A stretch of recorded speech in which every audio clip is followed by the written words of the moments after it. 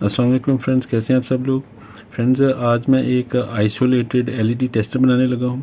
तो इससे हम 1.8 वोल्ट से लेके 62 वोल्ट तक की कोई भी एलईडी को टेस्ट कर सकते हैं। जो कि एलईडी बैकलाइट की जो स्ट्रिप होती हैं, कुछ 62 वोल्ट की भी होती हैं, 42 की भी होती हैं, 32 वोल्ट की भी होती हैं। तो उन सब को हम इसी टेस्टर से टेस्ट कर सकते हैं। और ये बिल्कुल सेफ़ है क्योंकि इसमें ट्रांसफार्मर यूज़ किया है जो कि मेन एसी लाइन से आइसोलेटेड होगा। तो इससे शॉक लगने का भी कोई डर नहीं है। तो इसमें 12/12 का एक ट्रांसफार्मर यूज़ करूँगा, 2 डायोड हैं और 2 कैपेसिटर हैं 3300 माइक्रोफैरड 50 वोल्ट के। 2 इसलिए यूज़ किए हैं क्योंकि वोल्टेज को बढ़ाने के लिए मैं वोल्टेज डबलर के तौर पे इसको यूज़ करूँगा। और 2 ये रजिस्टर 1K की 1 वाट में है। तो चलिए सर्किट को बनाते हैं और फिर हम इसको टेस्ट भी करते हैं।